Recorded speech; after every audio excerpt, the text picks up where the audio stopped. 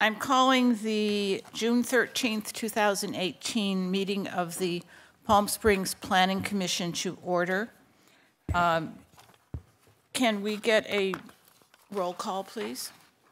Commissioner Donenfeld. Present. Hirschbein. Present. Hudson. Present. Maruzzi. Here. Woods. Here. Vice Chair Callardine is excused, and Chair Wormick. Present. We have a quorum. May I have a report on the posting of the agenda, please? Yes, good afternoon, Madam Chair and members of the Planning Commission. The agenda was posted on Thursday, June 7, 2018, consistent with the state law. Thank you. This is the public comment period. This time has been set aside for members of the public to address the Planning Commission on the consent calendar and other items in the general interest in the subject matter jurisdiction of the Commission. Please note that the Planning Commission is prohibited from taking action on items that are not on the posted agenda. 3 minutes are allowed for each speaker. Members of the public who would like to comment either on the consent calendar or items 3A or 4A are directed to comment under this portion of the agenda. Are there members of the public who wish to speak?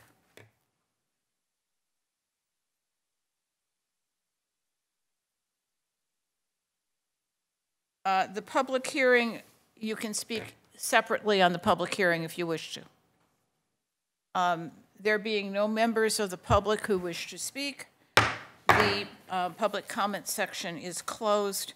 The consent calendar consists of item 3A, which is the approval of the minutes of May 9, 2018, and 1B, which is Gordon Giroux for minor architectural approval to add a 250 square foot casita to an existing single-family residence on a 1.36 acre hillside lot located at 911 Juarez Avenue. Can I have a motion, please, or if there are any?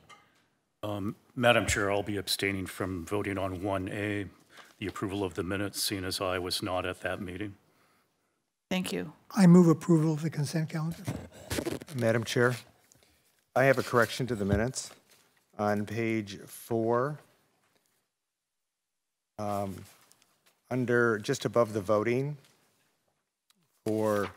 this is for the Brent Woods home. We had approved it with the bunching of the trees versus the linear planting of the trees.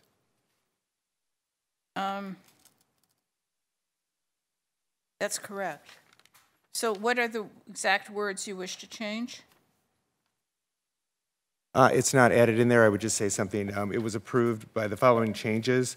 I'd add number 2, that the trees will be grouped and bunched in a naturalized form. Do you have that, staff? Are there any concerns about that change? The minutes will be changed. With that change, do you still move approval? Yes, I do. And do I have a second? So moved. All in favor? Aye. Can I have the second entered on your screen, please? The screens are not coming up very well right now for me.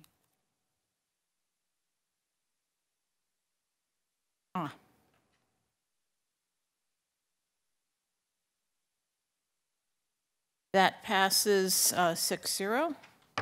Moving to the first public hearing.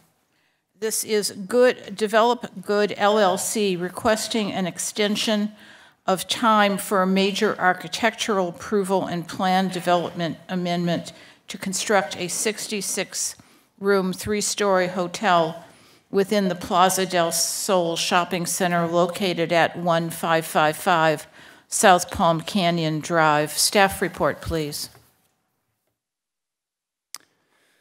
Yes, Madam Chair and Planning Commissioners. The item before you is an extension of time request by Develop Good LLC for the construction of a new hotel building within the Plaza del Sol Shopping Center. The hotel is proposed at 29,712 square feet in size, 3 stories in height, and would contain 22 guest rooms. The City Council approved this application back on October 5th of 2016, including the amendment to the Plan Development District and the major architectural application. The applicant has been working through the plan check review process, has essentially completed most of the requirements for the issuance of the permit for both the grading and the building permit. However, he has run into some issues with respect to taking ownership of the property and has requested that an additional 1-year extension be granted by the Planning Commission. So the request would extend, if the commission approved the request today, from October 6th of this year until October 5th of 2019. Staff did an analysis in your report, beginning on page 5 of the requirements of the zoning code, and you'll note that we reference much of what is listed in the applicant's justification letter for the time extension, noting specifically the issues that were run into with the negotiations of the transfer of ownership for the property. So in staff's view of the request, the project does provide a good demonstration of good cause for extending the entitlement, and we have prepared a draft resolution to that effect as a part of an attachment to your report. So that would conclude my presentation. I am happy to answer any questions you may have. The applicant is also here, and this is a public hearing. Just a point of order, is this the first request for an extension? Correct. And how many extensions do they have? It's only being requested for 1 year, but they could get it up to 2 total years by the ordinance. Questions for staff? Commissioner Wood, do you have? Commissioner? We'll go down the line coming this way. Come back to me. I do have a question, but if you mind coming back. I have a question. On page 5 of 7, at the bottom, it says the applicant has demonstrated convincingly and clearly that the project will be substantially underway within the extended period. How so? How have they demonstrated this?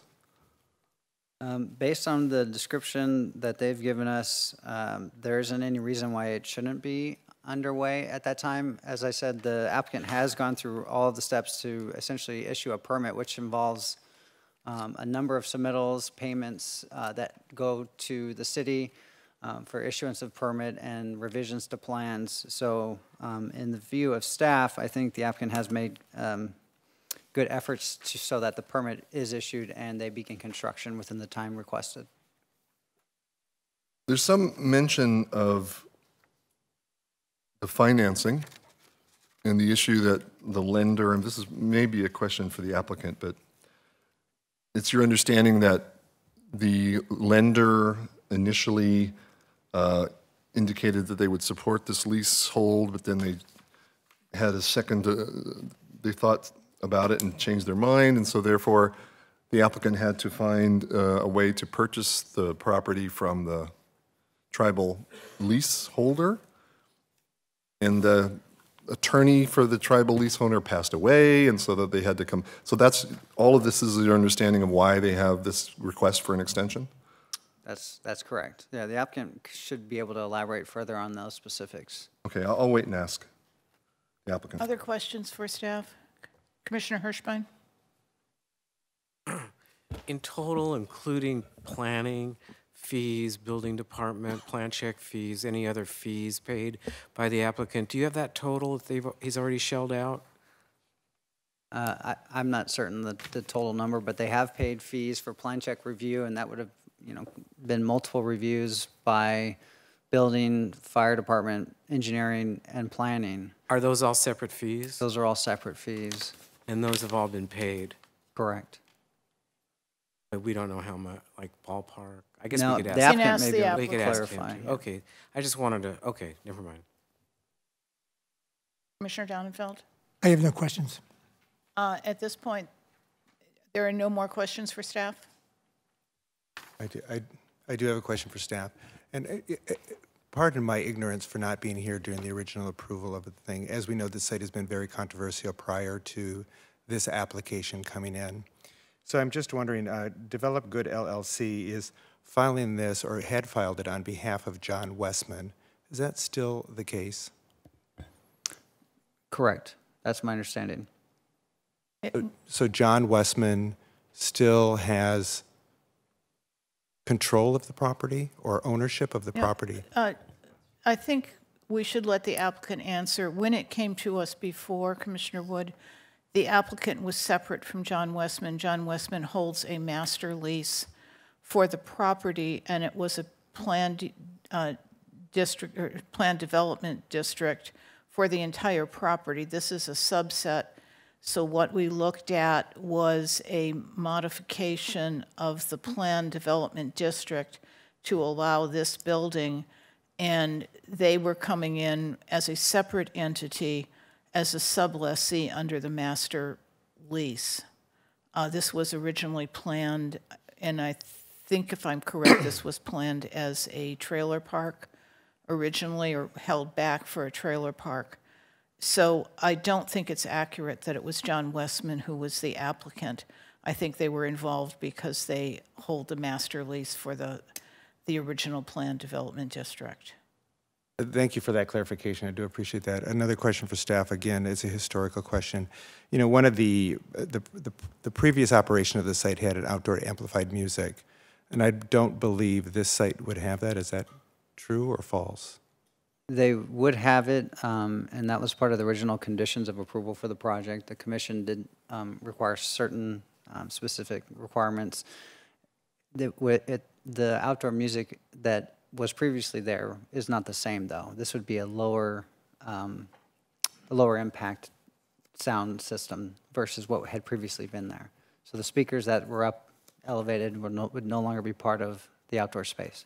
And do you know if those have been removed or if they're still in situ? I don't know if those are there still or not. Thank you. That's all my questions. Thank you. The applicant would be next, and after the public hearing, we can keep, before we close it, we'll keep the applicant up to answer questions, of which people have, it appears people have many. So at this point, I'm going to open the public hearing. If the applicant would come up, you have 10 minutes.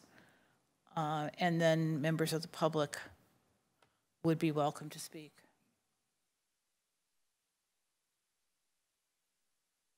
I'm the co-founder of Arrive Hotel, founder of Develop Good. I'll go through the history a little bit of the property. So we acquired a sublease from John Westman, who holds a master lease on the entire development all the way down to the Eisenhower Center. So it includes on the property the Steinmart and everything. So we subleased everything north of the drive aisle there, all the way back to Bellardo. In the original discussions with our lender, to answer your question, Peter, we had described how the lease holding would happen. At that time, there was a 20-year lease. Westman was able to extend his lease with the tribal member to 49 years. They seemed open to discussing it after we got the entitlements on the actual site and really got into development drawings and full construction estimates from Dave Johnson Construction, got further along with the bank, and that's when they started balking on the lease agreement. And that's when we started investigating if the tribal member one would sell into fee, and if John could reduce his lease so that we bought him out of his lease of that portion, and we owned the property fee simple, so our lender would lend on it. And that's the process we went through. To deal with the tribal member, we're working. Would you mind if I interrupt and just ask a question on that? Mm-hmm. So just, No, actually, let him do his presentation. There will be a public hearing, and then you can ask questions when he comes back up. Okay. So we were working on that process of getting the fee title for, I think, 6 months, and then the tribal member's attorney passed away, and then we spent about 2 months trying to locate who his new attorney was, as we had never had direct contact with them. We are back on track now, and in the meantime, went through the full building permit process, so we're ready to pull our building permit. However, that expired because of it's been over the over the 6 months. So what we've had to do is have all our sub-consultants now update our drawings, which we have paid for and have ready to put back in, but all the corrections are there. So we'll be immediately, once we fund, be able to pull a permit and start construction. And that's why that 12-month time frame I'm pretty comfortable with rather than the 2-year. Yeah, I'm obviously here for any questions as well. Thank you. Are there members of the public who wish to speak?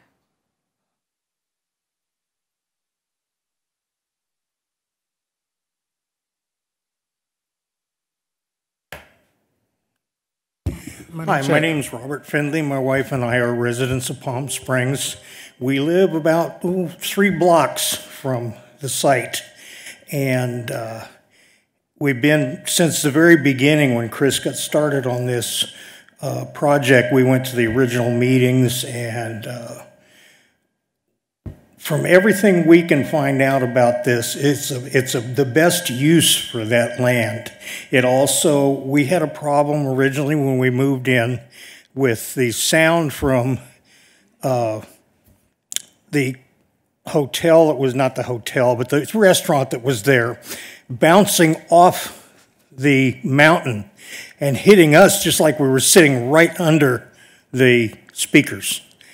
And this hotel, since they removed those speakers and they're not going to do the loud music, and the building itself would create a buffer there to keep the sound from doing that, it'd really be good for the residents in our area, and the one just south of us are not going to have that problem like we did before. So we're really very much in favor of this project being done, and would urge you to approve the extension. Thank you. Thank you. Is there anyone else from the public who wishes to speak? Chris, you have a 3-minute rebuttal. If you don't have rebuttal, would you come up? There are some questions that members of the commission wanted to ask you, but first, if you have an additional statement. Madam Chair, no, before we start hearing any more testimony, forgive me, has the public hearing been opened yet? Yes. Oh, it has. Okay. My mistake. Yeah, we've opened the public hearing. Okay. We're finished with rebuttal, and we're including questions to the applicant from the commission as part of the public hearing before I close it. Thank you, Madam Chair. Yes. Commissioner Hudson, sorry. Great, thank you, Madam Chair. Chris, a couple questions. Going through the plan check process, meeting with the building department, the fire department, all those entities, have there been any changes, any comments they've made which have caused the design to change in terms of setbacks, landscaping, anything that would change the nature of what we're seeing on the board? No. Okay. Thank you. It's consistent with how it was approved. Great, thank you. Commissioner Hirschbein, you had a question. So could you specify where you are right now in terms of the negotiation with the people or person that owns the property? Sure. So we have agreed purchase and sales agreement with the tribal members, so now it's in the process of going through the BIA for their approval, and I'm not exactly sure how that works. And have they indicated, has anybody indicated to you how long that process takes? Up to 10 months is what they're saying. From when? From when we started, which I believe was 2 months ago. So it could be 8 more months. Yeah. And once the BIA approves it, is it a done deal then? Exactly. And what we're working on right now is getting our bank familiar with what we're doing, getting that final commitment, so we'll be able to pull the construction permit and start construction immediately. Okay. And then, so I asked the question of staff and they didn't know. How much have you spent on city fees so far? I believe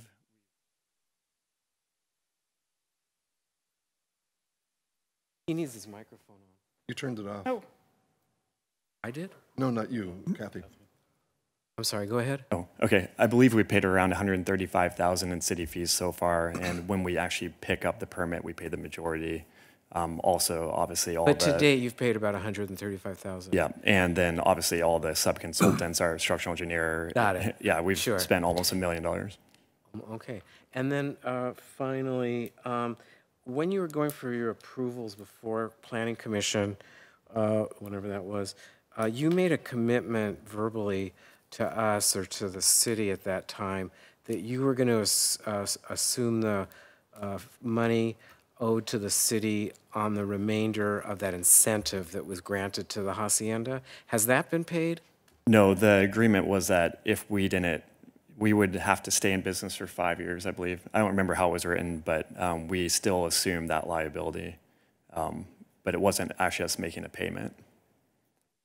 Could you explain that to me? I don't understand that. Remember, is the language in the...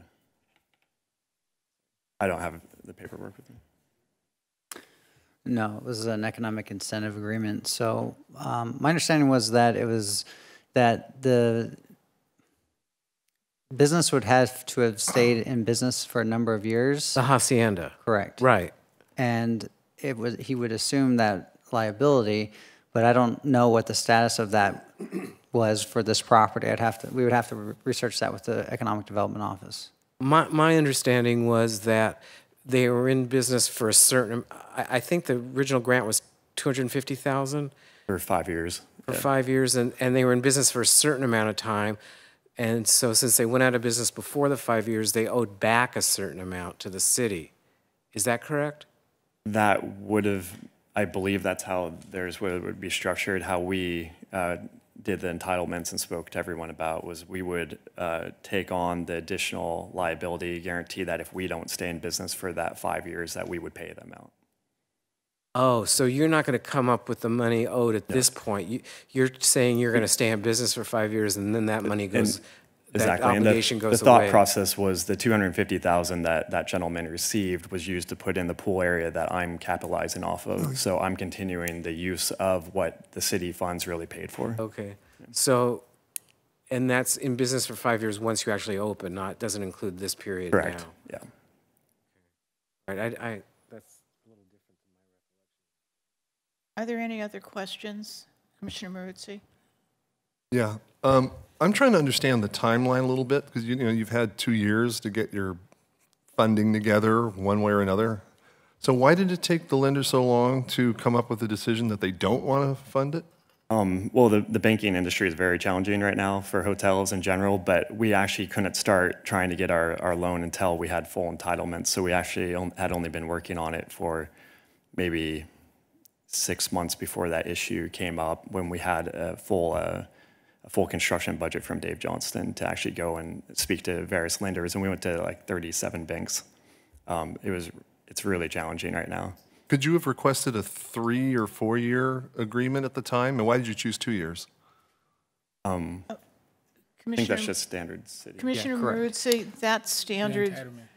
You get 2 years, and we suggested to council, and they accepted something that limited the additional extensions to an additional 2 years. So 2 years is built into the statutes. It's not choice. Good to know that. And to illustrate, kind of, we've been doing this a lot. We're opening up 11 new Arrive hotels right now, and we run into the same issue everywhere. It took me 4.5 years to get this Arrive hotel funded by a bank. The one in Austin took me 3.5 years.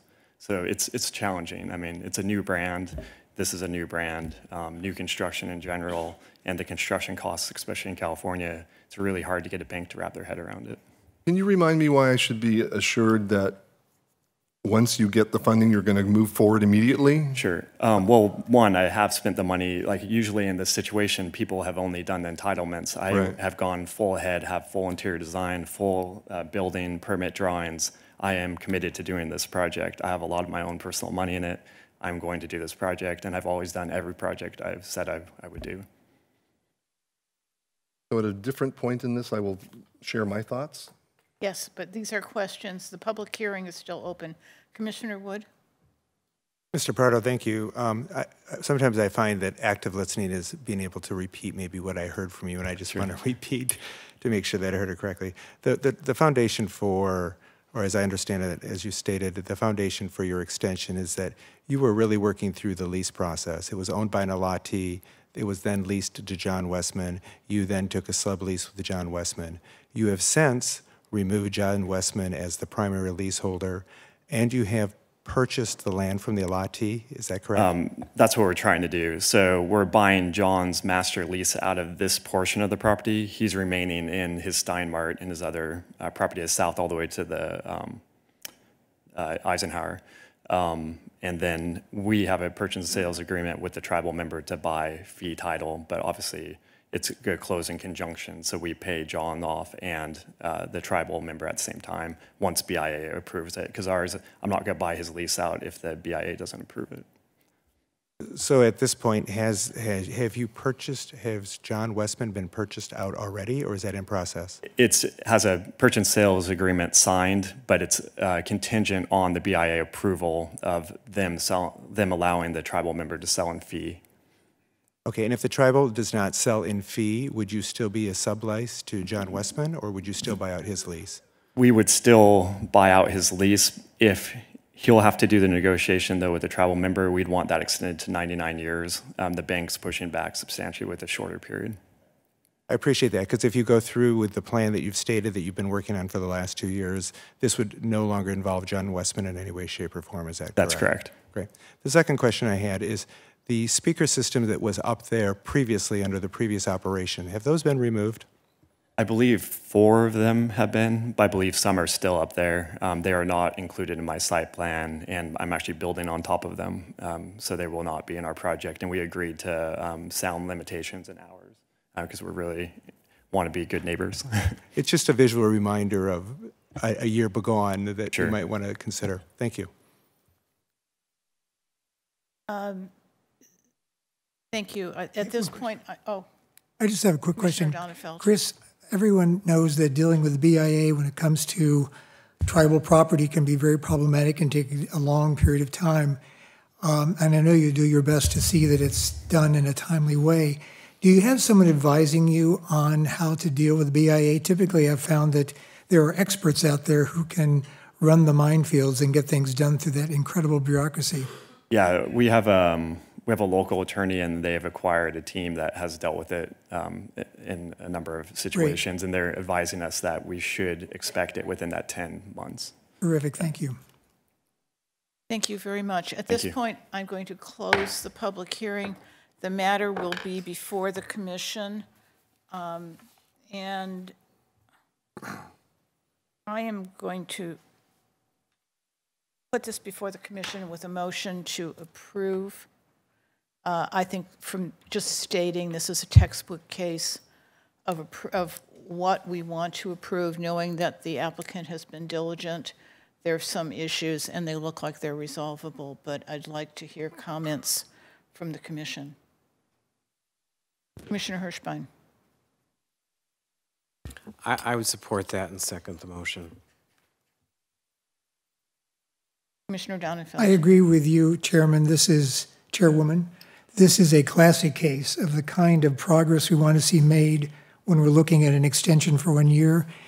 Added to the fact that Chris Pardo is one of the most responsible people we've had before this commission, and he's a man of his word, and I know he'll do everything he can to do this on time and with the appropriate approvals. So I support the motion. Commissioner Maruzzi. Yeah, I've put a lot of thought to this because not having been on the Planning Commission for a while, for too long the city has extended, granted time extensions to entitlements and development agreements. And with these time extensions, projects often linger for years, and a number of cases are never built at all. The long-delayed Cameron project, I think, is a perfect example.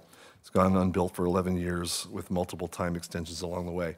I'm convinced this is not a case of that, but I am very skeptical of time extensions in general. The city approved a 2-year period for this to begin construction. You seem to have very good reasons why it didn't, and I'm convinced that those are legitimate reasons, and the fact that you've paid all these funds to move forward and everything. But I was prepared to be more skeptical and not support any time extensions. But given the experience of my colleagues here and their belief that this is a good example of when it is appropriate, I'm ready to support it. Commissioner Hudson, did you have? Yeah, I'd like to just respectfully respond to Peter's comments. Part of what triggers an extension, or what constitutes, in my mind, not performing or not attempting to perform to achieve action on a project, is more of a criteria for me. I think this applicant has shown in a great extent they're working on the project. It's not as though the project was just sitting there with no action taking place. I would second Commissioner Donenfeld's comments. This applicant has a proven track record in the city. We have a layer of complexity in this city in terms of the tribe, in terms of land leases, which is not the case usually in other jurisdictions, other cities. So I think we need to respond to that. Things are complicated, financing, everything else, but the fact that this project is in plan check, negotiations are underway, I feel very good in approving this extension. And I verbalize that. I completely support what you say. My concern was I don't want this to become a habit. You're actually out of order. We had Commissioner Wood was next, I think. Did you have comments? Your mic is on. Certainly. I have a tendency to agree with Commissioner Maruzzi that looking at time extensions is a serious matter in the city, and we've had both bad and good experiences with that. In this particular situation, I will support it. I'll support this time extension. I have personally had to deal with the tribe. I know how difficult that is. I think what the applicant is trying to do in both the sublease and with the tribe is admirable, and it is not easy to achieve. And so for both of those reasons that he's given to extend it, I agree. We've also had residents here in support of it, especially after the previous operation of the site was so negatively impacted the neighbors. Having a resident here to support it, I think, is a very positive thing. And the noise is mitigated for future. I think the issue of any noise that might come from the site is fully mitigated in the existing conditions to not be a concern of something to deal with. The applicant has paid the fees, substantially paid fees. He is moving forward to try and get it. And I agree that this is a textbook example of why we should extend, provide a time extension. Commissioner Hirschbein? Yeah, I'd just like to address the two newer commissioners on the panel. The issue of time extensions was a major focus of the group, of this commission, a year or so ago. Mm-hmm. And we totally agree with you guys on its abuse historically in the process. And we studied that, and we voted new rules in based on being much, much stricter. Before you could, it just kept going on into infinity. It was like, whenever you want, start, it doesn't matter. And now I think we've really clamped down on it. So I just want to give you some assurance that, we're not ignoring that issue. We've looked at it very carefully with a critical eye, and I think we're at a pretty good place as far as our it's not a code, as far as our guidelines. It's code. It was passed by council. Oh, as far as our code is concerned at this point.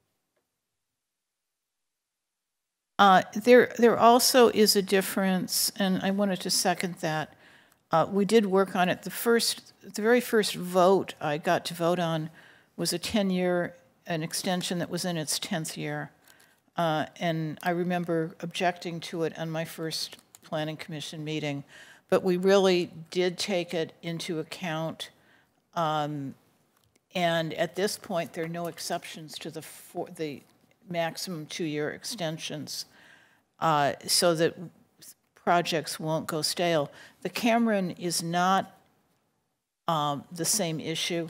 The Cameron is a project that was approved and then vested with more than $1 million being put into hardscape. So they're in a very different position than this project, unless the city at some point takes actions on nuisance and nothing goes forward. But this isn't the Cameron, but this also isn't the project that has been extended 10 times, the reasons not being terribly good. That said, I want to call the vote and I'm really pleased that it's still going forward. I'd drive past it and worry that it wasn't happening. So can you call the vote, please?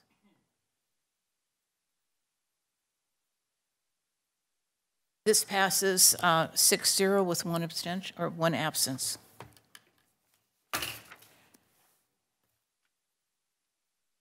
Thank you, Chris.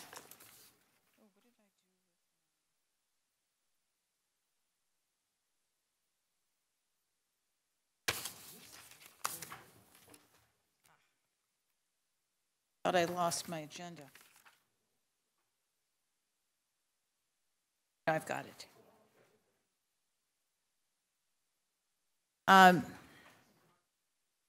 Does anybody need a break, or I think we're probably fine. Moving right along to 3A, Gulf America Group, LLC, owner for a major architectural application to construct a 3,700 square foot single-family home on a hilltop located at 2465 Winter Sun Drive, which is in a part of the Desert Palisades specific plan. Staff report, please. Thank you, Madam Chair. As noted, this is a major architectural application for a new single-family residence in Desert Palisades.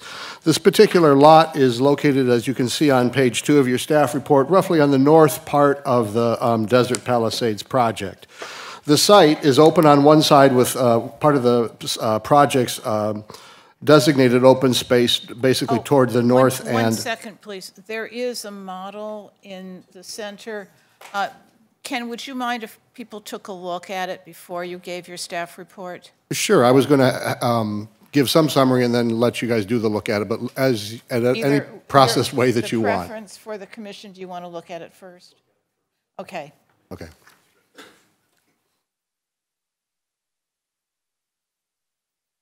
I actually haven't seen it either, so I'm going to come up and look at it. Me too.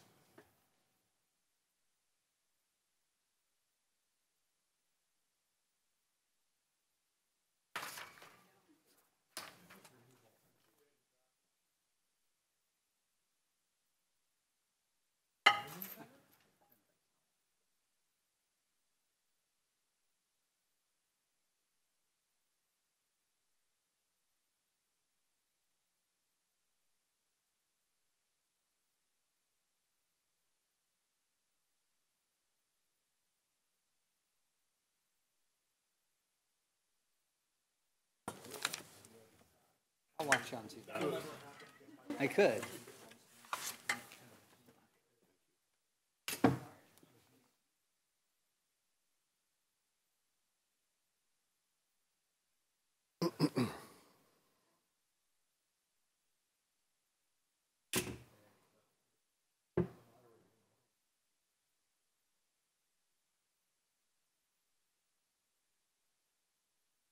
A lot of work to put a model like that together.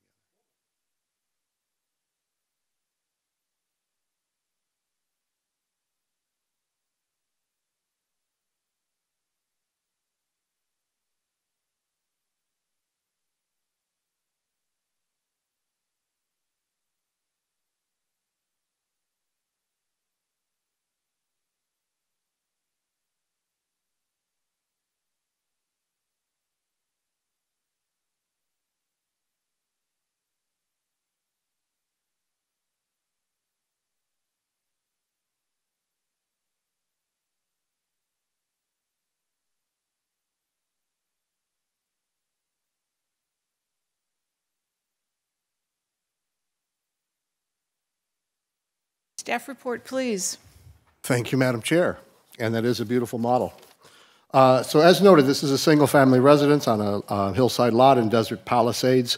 This project was reviewed by the Architectural Advisory Committee last month, and as noted in the minutes in your packet, there were a few items that they had asked some questions and clarifications on, and I'll just go through those quickly, and then I'm going to the applicant will explain any other things about this home that you may have questions on.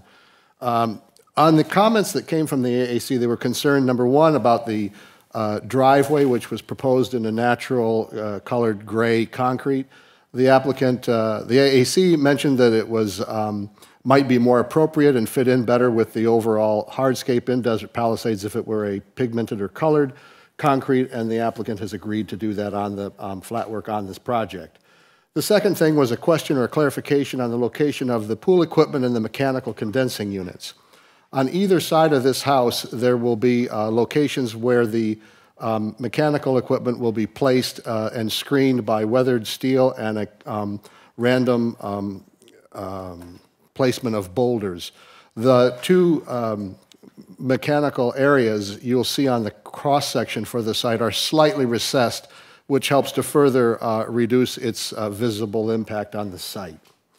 The other comment that came during the AAC review was on the what is basically referred to as the western elevation, which are the bedrooms. That the question was that since it is rather open in this in the whole alluvial fan there, that this would be perhaps a good area for some trees to help provide some privacy screening. And the applicant has included an ironwood tree in addition to the one that was already proposed there. So there is an additional ironwood tree placed on the western side in response to that question from the AAC. And then lastly, there was discussion about the pool barrier. The pool barrier on this project has been revised. In the project that the AAC saw, it was a meandering, basically rectilinear oriented fence layout. And both the applicant and the AAC discussed this issue of how to make this pool barrier blend better into the natural environment of this site. And so when I get to the site plan, I'll show you where that fence has been proposed in a different type of location. It's really now more of a meandering and curved type of layout to the fence, which we believe is going to be more naturalized, if you will, into the surroundings that are there. The AAC also, as a side note on this matter, asked staff to review the question of whether or not boulders could be used to achieve the state-regulated 5-foot-high pool barrier. And in review of that with the Director of Building Safety, that is not an option. The pool barrier does need to be such that it is not climbable. And the Director of Building and Safety determined that a rock boulder assembly would not constitute a legal pool barrier. And so the applicant has continued to propose what is a combination of weathered steel panel sections with an open vertical picketed fence that would also be proposed in the same weathered steel as the cladding on the home. Let me run through the slides real quickly so you get a sense of this. The one that you're looking at right now is the view of the back of the house, actually. And there you can see the multi-level configuration of the home. The home is basically a steel frame home in a post and beam style. And as you can also see from this image, what this home is basically founded, or the foundations of the home, is really a series of stem walls. Their effort on this project was to impact the site as little as possible, including grading. And so the areas where there is really any substantial amount of grading on the site is for the driveway, the carport, and the garage area, which are slabs on grade, as well as the pool and the terrace slabs that are adjacent to the pool. The rest of this structure is set up upon stem walls that align in parallel rows according to the structural grid of the house, which you'll see in a moment. So this is the site plan, and this is in your packet. It's a little bit small here. I want to point out in the upper center or upper right, you'll see there's a small image there which shows the picket fence that's being proposed for the pool barrier. For those of you that are familiar with the perimeter fence at the Ascena development on the east side of Gene Autry, it's a barrier fence that's in the similar configuration to that, where it has a bottom rail and then the vertical pickets are mounted up from that bottom rail such that there is no intermediate or top rail. And it gives it a better sense of blending and less visible noticeability on it. The plant palette that you see here is consistent with that of the Desert Palisades specific plan, and is basically a naturalized landscape with a few areas of specific gardens that the applicant has, that you can see actually in the green areas on this plan that provide an interesting contrast of formality to the random, rough, rugged condition of the site. This is the aerial view from the roof. You'll see there's photovoltaic panels, and the panels will be lined closely with the roof, so there will not need to be screening.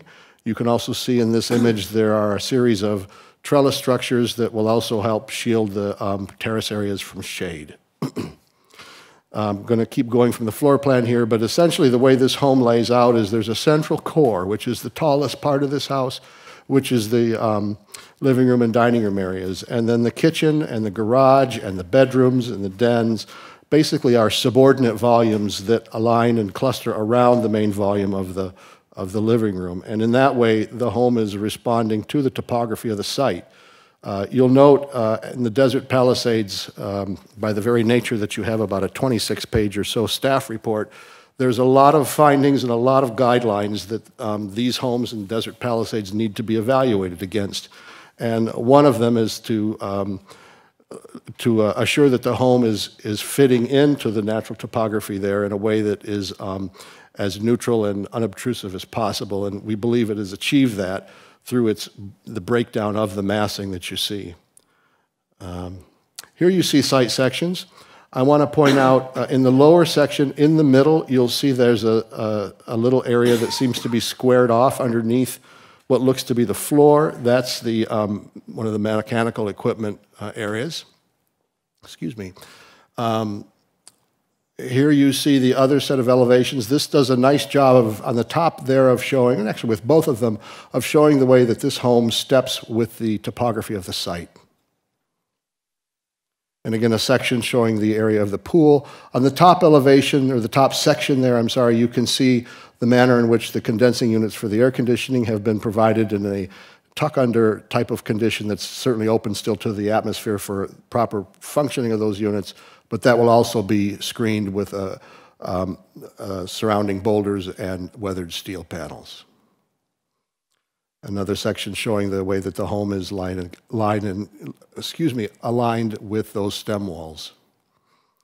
Here are the elevations. The one that you're seeing on the top is what we essentially would refer to as the east. The one on the bottom is the west. That bottom elevation, you'll notice the glass toward the left side of that elevation. That's the area that the AAC asked the applicant to consider another tree, and that is where the additional tree was placed. Here you see the front elevation at the top and the rear elevation at the bottom. I'll show you another image of the top elevation, I think, later in a more perspective type of view. The materials, as you see there on the bottom, are weathered steel, black painted steel, natural finished stucco, and I'm sorry, the board-formed concrete that will form much of the walls and the poured concrete that you see on the project. This was a shade study that the applicant did to demonstrate, although this home has a considerable amount of fenestration and glazing facing toward the south and east, their solar studies confirmed for them that they would have adequate shade on those, on that large amount of southeasterly facing glazing. This particular image you see at the top there was showing at basically the middle of summer at 5:30 in the morning, when the angles of the sun are probably going to be most intense on this home. And as you see there, the expansive cantilevers and roof eaves that they have, as well as the placement of the kitchen and dining room portion of the home, do an effective job of screening and controlling sun at this project. These are three-dimensional renderings that help kind of convey the massing of the home. It's interesting to see these. The model today is the first time I've seen it, and it's very interesting for me to see that model because I've sort of understood this home from these drawings, and it's rather exciting to see it in its three-dimensional form. I think the other thing I can point out to you here that's interesting and probably characteristic of this home, you'll notice in the upper illustration off to the right is an outdoor seating area with a fire pit. And you can actually see the way that the concrete decks are cast such that they are basically spanning between these stem walls so that the home is basically touching the ground as little as possible. The lower image gives you more or less what the street view is going to be like, and there you see how the applicant has stepped the entry up to the home in response to the topography of the site, and then they've introduced some weathered steel panel planters that will also bring in some of the formal landscape in contrast with the sort of natural ruggedness of the site. This is the view we asked them to provide to show how this particular home will be viewed from the lot above it. As I noted in my introduction, this home has open space toward the east of it, but toward the west of it there is a lot, and this is the view that you would see generally from that uphill lot. We don't know what the pad elevation would be of that new house, but I've asked them to show this as though it was a mean or an average elevation that a floor might be placed on that site. So this gives you a sense of how that home and the views around it are imagined when this thing is built. These are images of the site. Obviously, most of you know Desert Palisades is an incredibly beautiful part of the city.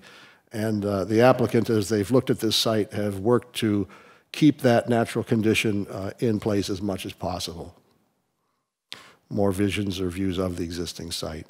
And then this is simply a perspective image of the project. And that's all the images I have.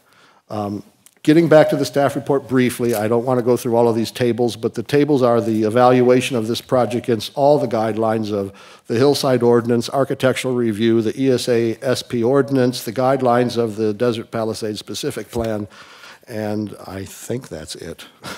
That's plenty. So we are recommending approval of the project. We believe it does conform with the various guidelines that are required for this area, and the applicant is in the audience to answer any questions you may have, and I am here to answer your questions as well. Thank you. Do people have questions of staff before we have the applicant come up? Commissioner Hudson was the first to. Thank you.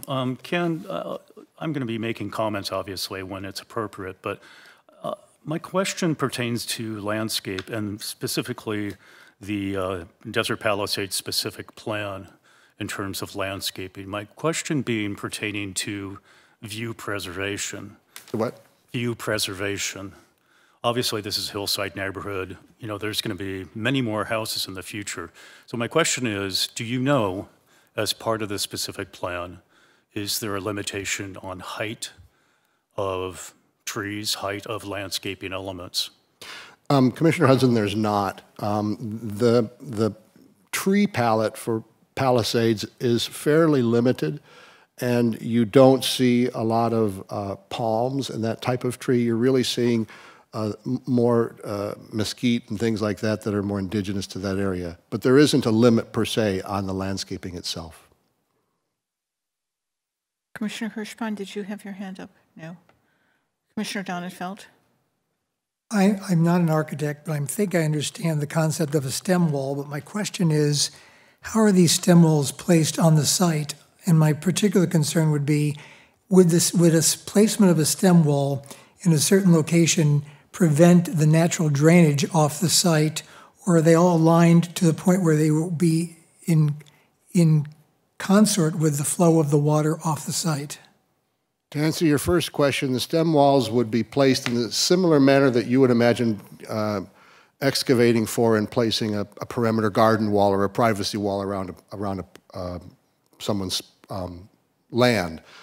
It's dug out in order to provide the area for the footing. It's going to have formwork and reinforcing bars that actually are then poured into that site. The intent, though, with the notion of doing it as a stem wall concept instead of a slab on grade, was to reduce the amount of grading and excavating that would be necessary on the site. And in response to the question on site drainage, there are some parts of the area of the home where water can flow under the home, but in general, the topography and the engineering on the site has been to allow the water to flow around the house. And as you look at this particular image, I'll orient yourself to the blue, which is the swimming pool, and then just to the right you see that boulder pile and a kind of a sandy-colored area, and that area functions as the retainage of stormwater on the site so that it can percolate in and does not increase or adversely affect the drainage pattern downstream or downhill from the site. Is that the retention area that's marked on the site plan that you're talking about? Yes. I just had one other question. With respect to one of the requirements for the standards for Desert Palisades, with respect to the garage and carports, it says orient garage doors away from the street and open to an auto court. Now, in looking at the entry of this house, I see where there is an auto court in front of the garage door, but the garage door is still, as I would understand it, oriented to the street. It's facing the street. That's correct, Commissioner Donenfeld, and this was discussed at the AAC meeting as well. The way that this is intended to appear, the house, as I may have mentioned, is clad in weathered steel, or the proprietary name is Core 10, which is designed to oxidize and rust. The garage door is actually clad in that same Core 10 steel or weathered steel. So while, yes, it is a sectional overhead door, it's going to appear as though it's any other planar surface of the home. The planter that you see here in front of this, which is ghosted in so that you can understand how the rest of that motor court lies, will provide some screening of the slab area from the street. So you won't be experiencing an enormous expanse of concrete, but you will see the garage door, but it will appear as though it's any other surface within the home. So you feel comfortable that that meets the design standard with respect to the orientation of the garage door? Absolutely. Thank you. Are there other questions? You, Commissioner Hirschbein? Does the developer have an internal review before it goes to us? The developer of Palisades? Correct. I don't know. I know that Mr. Freeman is very involved with the various homes that are being proposed in that area. I can only imagine that these homes are being reviewed and discussed with him prior to coming to the city. Thank you. I have a question before it goes, and I sat in on AAC on this and just wanted to let people know that they very much liked the property, they liked the home, they liked the arroyo coming through and the drainage and the way that was handled. They had concerns regarding the entry treatment, and they talked about the pavers that are on the street and mirroring that. And what you indicated is that it would be mirrored with not pavers, but a colored concrete. Is that? That is correct. And was that the direction of the AAC, or I thought their direction was more going toward a paver concept? Their comments, as I recall, Commissioner Wermuck, was that they were concerned that the gray color seemed a bit out of place, but I did not hear from them a specific directive or recommendation that it be pavers. I understood more that it should be something that is more of the coloring that the roadways and surfaces in that area are being developed in. And there's no requirement that that paver concept be continued in the guidelines? No, it's required that they be either pavers or in a pigmented concrete. And I think while you guys are discussing this, I'll find that section in these charts.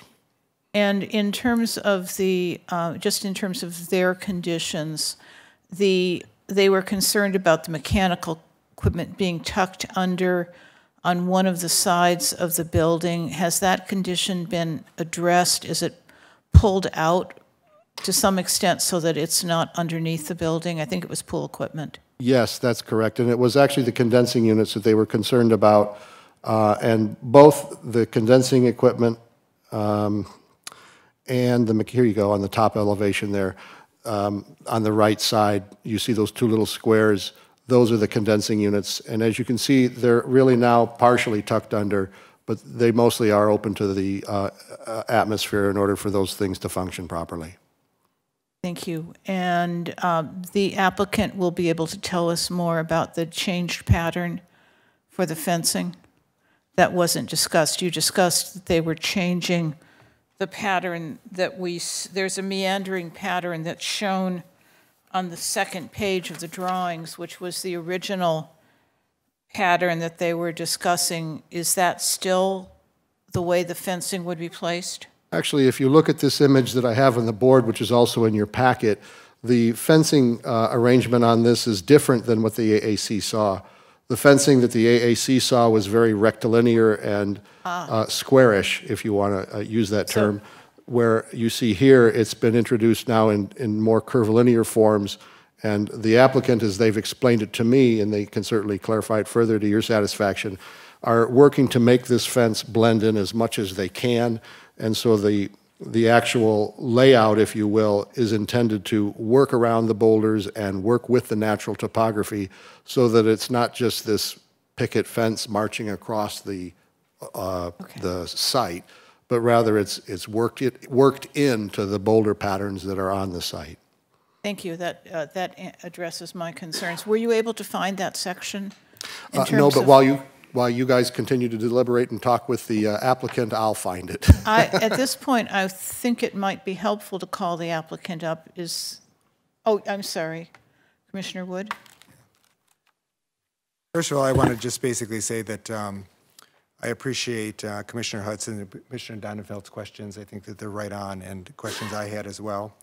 I think that I had one other question, and I think you'll probably be getting the rendering, is if you could actually point out where the fence is on the model. And the reason I say that is we've seen examples of this fence in other locations, where in one location it looks like it's a skyscraper, and in the other location it looks like it's way low. So you get this huge undulating thing that doesn't always, it looks very odd.